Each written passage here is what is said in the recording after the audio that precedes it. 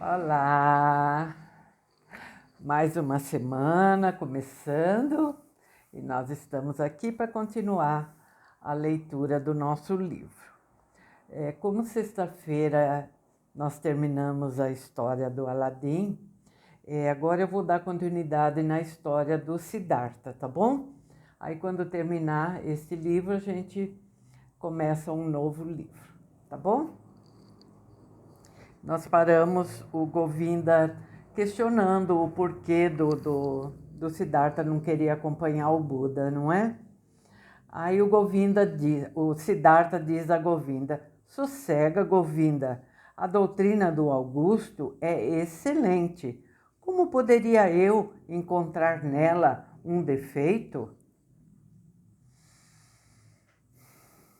Ao primeiro clarão da madrugada, um dos mais velhos de entre os monges adeptos do Buda atravessou o jardim, a fim de convocar todos aqueles que desejassem procurar agasalho na doutrina. Queria vestir os neófitos com os trajes amarelos e ensinar-lhes os conhecimentos básicos, bem como as obrigações das pessoas do primeiro grau. Eis senão quando Govinda, como que desarraigado, abraçou mais uma vez o companheiro. Em seguida, entrou no séquito dos noviços. Siddhartha, porém, vagueou pelo bosque, entregue aos seus pensamentos. Foi nesse momento que Gotama, o Augusto, cruzou-lhe o caminho. O jovem saudou-o reverentemente e, quando notou o olhar bondoso, sereno do Buda, encheu-se de coragem. Pediu ao venerável que lhe desse licença para falar. Com um aceno silencioso, o Augusto anuiu. E Siddhartha começou. Ontem, ó majestoso, coube-me em sorte ouvir a tua maravilhosa doutrina. Com meu amigo vim de longe a fim de conhecê-la. E agora meu amigo aderiu aos teus discípulos, abrigando-se na tua proximidade. Eu, porém, hei de reiniciar a minha peregrinação. À vontade, tornou o venerável cortesmente. Minhas palavras são excessivamente audaciosas, continuou Siddhartha, mas não quero separar-me do Augusto sem ter-lhe comunicado com toda a franqueza os meus pensamentos. Consentiria o venerável em prestar-me atenção por mais um instante? Silencioso, o Buda deu anuência. Há uma coisa, ó venerabilíssimo, prosseguiu Siddhartha, que despertou em mim especial admiração, logo que conheci a tua doutrina. Nessa doutrina, tudo fica completamente claro, tudo é demonstrado. Tu mostras o mundo sob a forma de uma corrente perfeita, jamais e nenhures interrompida, corrente eterna, constituída de causas e efeitos. Nunca, em parte alguma, isso se percebeu com tamanha nitidez, tampouco foi exposto tão irrefutavelmente. Realmente, os corações de todos os brahmanes deverão vibrar de alegria quando seus olhos enxergarem o cosmo através de tua doutrina. Esse cosmo que forma um conjunto inteiriço, sem lacunas, límpido como cristal, não dependente nem do acaso, nem dos deuses. se o mundo é bom ou mau, se a vida em seus confins é sofrimento ou prazer, essa pergunta pode permanecer sem resposta.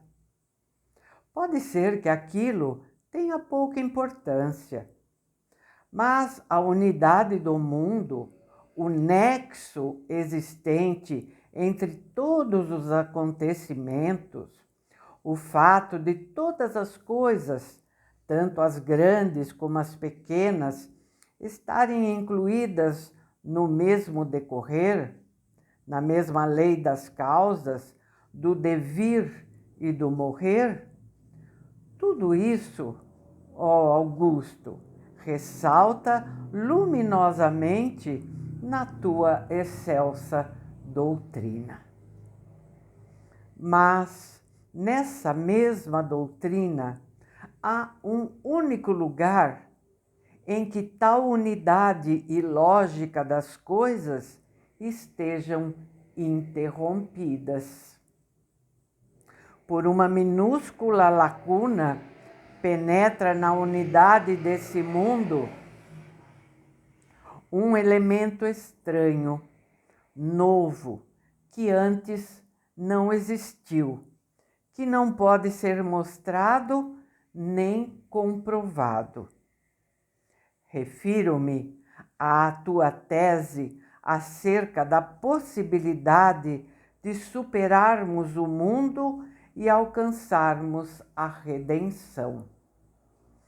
Ora, essa pequeníssima lacuna, essa brechazinha, basta para destruir e liquidar toda a unidade e eternidade da lei cósmica. Perdoa-me a audácia de ter feito essa objeção. Silencioso, impassível, escutava Gotama. A seguir, falou o homem perfeito na sua voz delicada e clara. Ouviste a doutrina, ó filho de Brahmane, e sinto-me honrado por teres meditado profundamente a seu respeito. Encontraste nela uma lacuna, uma falha? Continua a refletir sobre ela. Permite-me, porém, ó moço ávido de saber, que te advirta do emaranhamento das opiniões e da disputa acerca das palavras. Pouco valor têm as opiniões, sejam elas lindas ou feias, sensatas ou estúpidas. Qualquer um pode agarrar-se a elas ou também refutá-las. Qualquer um. Mas a doutrina que ouviste da minha boca não é nenhuma opinião e não tem o propósito de explicar o mundo a pessoas ávidas de saber. Seu desígnio é a redenção do sofrimento. O que Gotama ensina é ela e nada mais. Não tenhas rancor contra mim, ó Augusto, disse o jovem. Não me dirigi a ti para discutir contigo, para provocar uma disputa em torno de palavras. Deveras tens razão, pouco valor têm as opiniões. Mas, com tua licença, direi mais uma coisa. Não duvidei de ti nenhum instante. Não duvidei em absoluto de que és o Buda, de que alcançaste o objetivo supremo a cuja busca se encaminharam tantos milhares de Brahmanes e filhos de Brahmanes. Obtiveste a redenção da morte. Ela te coube em virtude do teu próprio empenho, pelo método que é teu, pelo pensamento, pela meditação, pelo conhecimento, pela iluminação. Não a conseguiste através da doutrina. E eis o meu raciocínio, ó Augusto. Ninguém chega à redenção mediante a doutrina. A pessoa alguma, ó venerável, poderás comunicar e revelar por meio de palavras ou ensinamentos o que se deu contigo na hora da tua iluminação. Ela contém muita coisa, a doutrina do esclarecido Buda. A numerosas pessoas indica o caminho para uma vida honesta, afastada do mal. Mas há uma única coisa que não se acha nessa doutrina, por mais clara e veneranda que ela seja. Não nos é dado saber o segredo daquela experiência que teve o próprio Augusto. Só ele, entre centenas de milhares de homens. São esses pensamentos e as percepções que me vieram quando ouvi a doutrina. Por isso, hei de prosseguir na minha peregrinação. Não para ir à procura de outra doutrina melhor, já que sei muito bem que não há nenhuma, senão para separar-me de quaisquer doutrinas e mestres, a fim de que possa alcançar sozinho o meu destino, ou então morrer. Contudo, me lembrarei frequentemente deste dia, ó sublime, e desta hora, na qual um santo se deparou aos meus olhos. Serenamente, o Buda fitava o chão. Placidamente, com perfeita impassibilidade, luzia o rosto inescrutável. Oxalá, disse lentamente o venerável, oxalá que teus pensamentos não sejam erros, que te seja permitido alcançar o teu destino. Mas, dize-me, viste a multidão dos meus samanas, o sem número de meus irmãos que se agasalharam na minha doutrina? E achas, ó samana forasteiro, achas realmente que seria melhor para todos eles que abandonassem a doutrina e regressassem à vida do mundo e dos prazeres? Longe de mim pensar semelhante coisa, exclamou Siddhartha, que eles continuem fiéis à tua doutrina e realizem os seus propósitos. Não me cumpre julgar a vida de outrem. Devo opinar, escolher, rejeitar unicamente no que se refere a mim mesmo. Nós, os samanas, procuramos a redenção do eu, ó Augusto. Ora, se eu fosse um dos teus discípulos, ó venerável, poderia acontecer-me, assim receio, que meu eu, só aparentemente, falazmente, obtivesse sossego e redenção, mas na realidade continuasse a viver e a crescer, uma vez que eu teria então a tua doutrina, teria o fato de ser teu adepto, teria meu amor a ti, teria a comunidade dos monges e faria de tudo isso o meu eu. Esboçando um meio sorriso, Gotama contemplava o forasteiro com inabalável clareza e bondade. A seguir, despedindo-o com um gesto quase imperceptível, disse o Augusto: És inteligente, ó Samana. Sabes falar inteligentemente. Mas, meu amigo, acautela-te contra o excesso de inteligência. O Buda afastou-se e seu olhar, seu meio sorriso, gravaram-se para sempre na memória de Siddhartha. Abre aspas.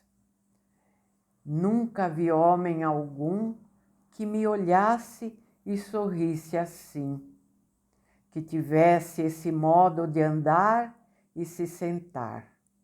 Fecha aspas. Pensou o jovem. Abre aspas novamente. Quem me dera olhar, sorrir, caminhar, manter-me sentado à sua maneira, com esse quê de liberdade, de dignidade, de discrição, de ingenuidade, de franqueza e de mistério. Realmente, assim, só pode olhar e caminhar quem tiver penetrado no âmago de sua personalidade. Pois então, também eu me empenharei em penetrar no âmago de minha alma. Vi um homem, continuou Siddhartha nos seus pensamentos, um único homem, diante do qual tivesse de baixar os olhos. Não tenciono baixar os olhos diante de mais ninguém. Ninguém. Já não me tentará doutrina alguma, uma vez que a dele não me seduziu. O Buda privou-me de muita coisa, ponderou Siddhartha. Tirou-me algo e ainda mais me deu de presente. Privou-me do amigo, do homem que acreditava em mim e agora crê nele, da pessoa que era minha sombra e passou a ser a sombra de Gotama. E, no entanto, ele me deu Siddhartha, deu-me a mim mesmo. Fecha aspas.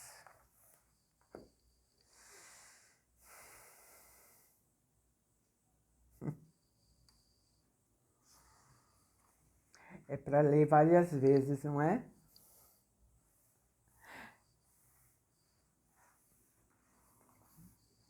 Importantíssimo esse trecho. Então é isso.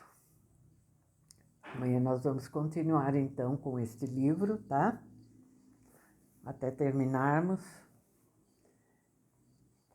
E outro livro virá na sequência, tá bom?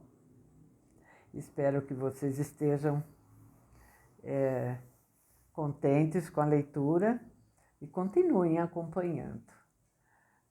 Muitas surpresas virão por aqui, tá bom? Vocês vão se surpreender com a sequência da história do Siddhartha. Podem ter certeza disso, tá bom? Então, até amanhã com o próximo vídeo. o próximo capítulo desse livro. Não esqueçam, tá?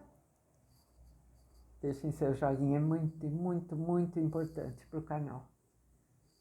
Muito importante também é você estar inscrito, ter ativado as notificações, deixar seu comentário, divulgar o canal, compartilhar os vídeos, mostrar para as pessoas que nós já lemos vários livros e a pessoa pode escolher o livro que ela quiser ouvir, né? Tá bom? Estamos quase chegando no nosso objetivo, na nossa meta, que é atingir os 1000 inscritos, porque essa é a norma aqui do YouTube. Tá bom? Tchauzinho, gente. Muito obrigada por estarem aqui comigo. Até amanhã.